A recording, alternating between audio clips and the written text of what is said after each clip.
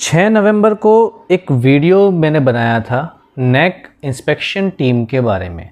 ये काउंसिल की कई बातें मैंने आपके सामने रखी थी जो यूजीसी के द्वारा बनाई गई हैं। वहाँ कुछ बातों को मैंने पॉइंट आउट किया था।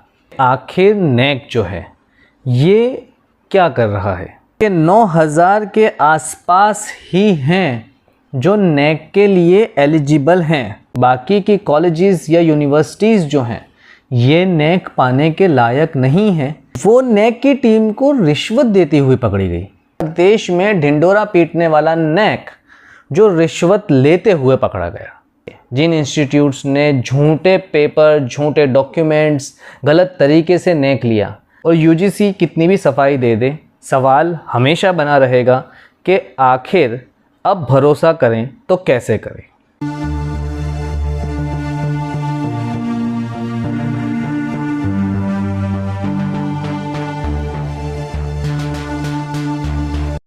स्वागत है आपका मेरे चैनल रिवॉल्यूशन मैसेज पर। मैं हूं कामरान रिजवी। 6 नवंबर को मैंने एक वीडियो बनाया था नेक के ऊपर। नेक एक कमिटी, एक काउंसिल है, इंस्पेक्शन करती है अलग अलग हायर एजुकेशनल इंस्टीट्यूट्स को। National assessment and accreditation council. ये काउंसिल की कई बातें मैंने आपके सामने रखी थी जो यूजीसी के द्वारा बनाई गई हैं। नेक क्या करता है, क्या क्या चीज़ें नेक के ज़रिए इंस्टीट्यूट को मिलती हैं, जिसकी वजह से इंस्टीट्यूट को क्या बेनिफिट्स होते हैं, इन सारी बातों को मैंने उस वीडियो में बताया था। आप चाहें तो इस वीडियो के एंड में मैं उस वीडियो को रख दूंगा, आप उस वीडियो को भी देख सकते हैं। वहाँ कुछ बातों को मैंने पॉइंट आउट किया था कि ये जो चीज़ें हैं ये बेहद नोट करने के लिए ज़रूरी हैं कि आखिर नेक जो है ये क्या कर रहा है, और हमने यूजीसी को कटघरे में लाकर खड़ा किया था। फ़िलहाल मैं थोड़ा सा रिवाइज़ करा देता हूँ उस वीडियो के उस पोर्शन को जिसको मैंने उस टाइम पे नोट किया था कि हमारे देश में गर्व की बात है कि हमारे देश में 45,000 के आसपास हायर एजुकेशनल इंस्टीट्यूट्स हैं अलग अलग फील्ड के, साइंस, कॉमर्स, आर्ट्स, सबके मिलाकर। मगर अफसोस की बात यह है कि 9000 के आसपास ही हैं जो नेक के लिए एलिजिबल हैं। नेक एक्रेडिटेशन उनको मिला है, मतलब वो इंस्टीट्यूट ऐसे हैं कि वो नेक लेने के काबिल हैं। बाकी के इंस्टीट्यूट्स जो हैं, बाकी की कॉलेजेस या यूनिवर्सिटीज़ जो हैं ये नेक पाने के लायक नहीं हैं या शायद कोशिश में हैं। अब बात ये आती है कि सिर्फ 9000 कॉलेजेस ही इतना इनफ रिसोर्स रखती हैं। कुछ चीज़ें हैं जिसकी वजह से नेक नहीं मिल पाता है, और वो जो नेक नहीं मिल पा रहा है उसके पीछे का जो ये रीज़न है, जो ये बातें हैं, मैं आपको बता दूं कि इनसफिशिएंट रिसोर्स, यूनिवर्सिटीज़, कॉलेजेस के पास इतना सफिशिएंट रिसोर्स ही नहीं है जो उनको बच्चों को प्रोवाइड करना चाहिए। फैकल्टी की शॉर्टेज है। फैकल्टीज़ मतलब जो लोग हैं वो अब इंस्टीट्यूट्स में पढ़ाने जाना ही नहीं चाहते, तो कहीं ना कहीं कोई कमी है, तभी शॉर्टेज है, तभी लोग पढ़ाना नहीं चाह रहे हैं।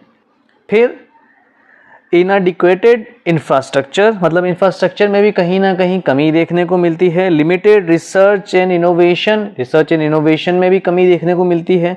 और लो स्टूडेंट एनरोलमेंट, स्टूडेंट का एनरोलमेंट भी अब कम है। जितना के इंस्टीट्यूट्स इतने सारे बन चुके हैं उस हिसाब से स्टूडेंट एनरोल भी नहीं होते हैं, तो कहीं ना कहीं कुछ तो कमी रह रही है। इसके बारे में मैंने एक अवेयरनेस बनाई थी, एक अवेयरनेस फैलाने वाली एक वीडियो बनाई थी। और हैरत की बात यह है कि फरवरी की शुरुआत में ही एक बड़ा काला सच नेक की टीम का लोगों के सामने आ गया। हैरत की बात यह है कि फरवरी की शुरुआत में KLEAF जो गुंटूर में है वो नेक की टीम को रिश्वत देती हुई पकड़ी गई। और उससे बड़ी हैरत की बात यह है कि पूरे हिंदुस्तान, पूरे भारत देश में ढिंडोरा पीटने वाला नेक जो रिश्वत लेते हुए पकड़ा गया। जब इन लोगों को CBI ने छापा मारा और पकड़ा तब वहाँ से लैपटॉप, आईफोन, सोने के सिक्के और बैग ये सब बरामद हुए। और काफ़ी बड़े काउंट के हिसाब से CBI ने जो बातें बताई हैं उस हिसाब से काफ़ी बड़ी अमाउंट मांगी गई थी रिश्वत में। तो ये भी एक बहुत डराने वाला सच है कि हम अपने बच्चों को कॉलेज भेजें तो किस कॉलेज में भेजें। एक तरफ नेक लेने के लिए कॉलेज रिश्वत दे रही है, तो दूसरी तरफ नेक इंस्पेक्शन टीम जो ये ढिंडोरा पीटती है कि हम निष्पक्ष जांच करते हैं, वो लोग रिश्वत लेते हुए पकड़े जा रहे हैं। अब ये हमारे लिए एक बहुत बड़ा सवाल खड़ा हो रहा है कि यार ये क्या हो रहा है।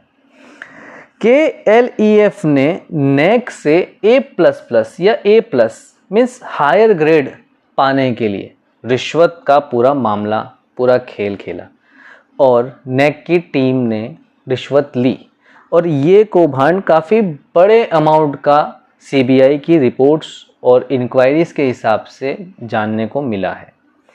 बात ये आती है कि अब वो कीचड़ जब लग गई है कपड़ों पे, तो कपड़े साफ करने के लिए नेक ने अब बहुत सारी बातें बताई हैं कि अब हम ये कर रहे हैं, हम ये बदलाव कर रहे हैं, अब हम इसको निष्पक्ष बनाएंगे, हम उन लोगों को निकाल रहे हैं। ये सब वो जो कहते हैं ना कि कपड़े धो रहे हैं अपने मेले।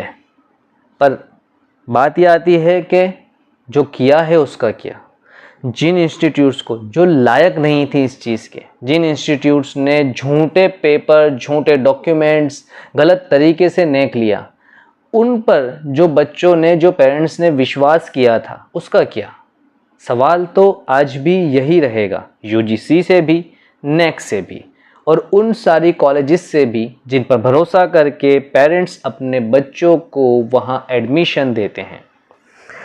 नेक ने अपनी सफाई में ये कहा है कि 900 जितने लोगों को वो अब नया ऐड करेगी और 7,000 जितने लोग अलग अलग प्रांत में, अलग अलग जगहों पर थे जो नेक की इंस्पेक्शन टीम के ज़रिए जाते थे, मतलब नेक की इंस्पेक्शन टीम बन के जाते थे और अलग अलग यूनिवर्सिटीज़, हायर एजुकेशन इंस्टीट्यूट्स में वो लोग इंस्पेक्शंस किया करते थे। अब उसमें 20% लोगों को चेंज किया गया है और ये कहा इसके लिए कि भाई जो लोग एक्टिव नहीं थे या जिन लोगों के ऊपर इस तरह के शक के मामले हैं, हमने उनको सस्पेंड कर दिया है 1 साल के लिए और 20% लोगों को हम नया ऐड कर रहे हैं। और दूसरी बात नेक ने ये भी बताई कि अब ये हाइब्रिड मोड पे लिया जाएगा इंस्पेक्शन, मतलब कि ऑनलाइन और ऑफलाइन 2 तरीके से लिया जाएगा। ज़्यादातर चीज़ें जो हैं उसको ऑनलाइन किया जाएगा और कुछ चीज़ें जिसमें इंस्टीट्यूट की विज़िट ज़रूरी है, उन चीज़ों का इंस्पेक्शंस करने के लिए नेक जो है वो ऑफलाइन विज़िट करेगी। इस बात को बताते हुए नेक ये कहती है कि हम निष्पक्षता दिखाने के लिए हम गलत नहीं हैं और जिससे आइंदा कभी ये रिश्वतखोरी के केस ना बने, इसलिए इन स्टेप्स को ले रहे हैं। मगर सवाल आज भी वही है, जो पहले हुआ उसका क्या, और जो पहले हुआ क्या वो फिर से नहीं होगा, इस बात की कोई गारंटी है। UGC के ऊपर शक तो था, क्योंकि जिस तरह यूनिवर्सिटीज़ और इंस्टीट्यूट्स नेक की दौड़ में लग गए थे, कहीं ना कहीं ये शक लोगों के दिल में था कि ये ऐसे इतनी आसानी से लोगों को कैसे मिल जा रहा है। जब UGC इतनी बड़े बड़े दावे करती है कि हम ये इंस्पेक्शन करते हैं, हम ये करते हैं, हम इस तरह के क्राइटेरिया हमने बनाए हैं, हर क्राइटेरिया के अंदर उसके सब पॉइंट्स हैं, उन हर पॉइंट्स के ऊपर हम डिटेल चेक करते हैं, तो जब इतना सब चेक करती है नेक, तो फिर ये रिश्वतखोरी का जो मामला है ये क्या भरोसा दिलाएगा जनता को। पेरेंट्स चिंतित होते हैं अपने स्टूडेंट्स के लिए, अपने बच्चों के लिए, और कॉलेजेस अगर इस तरह के काले खेल में इन्वॉल्व हो और UGC और उसी की काउंसिल नेक अगर इस तरह रिश्वतखोरी के कांड में पकड़ी जाती है, तो भरोसा किस पे किया जाए। मैं तो मानता हूँ शायद एक वजह ये भी है कि इसीलिए भारत का युवा जो है वो भारत को छोड़ रहा है, कि उसको वो क्वालिटी एजुकेशन के नाम पे सिर्फ झूठ झूठ और झूठ मिल रहा है। कॉलेजेस पढ़ाई के नाम पर सिर्फ एक्रेडिटेशन करवा रही है, ऐसे ग्रेड ले रही है और असल में एजुकेशन सिस्टम को डिस्ट्रॉय कर रही है।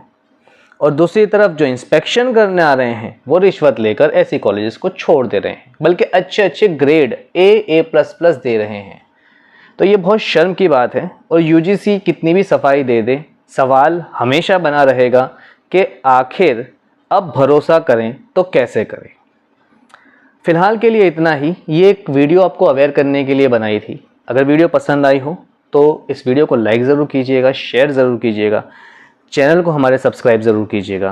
और अगर इस वीडियो को आप फेसबुक या इंस्टाग्राम पर देख रहे हैं तो हमारे पेज को ज़रूर फॉलो कीजिएगा, वीडियो को लाइक और शेयर ज़रूर कीजिएगा। मिलते हैं अगली वीडियो में, अपना ख्याल रखिएगा।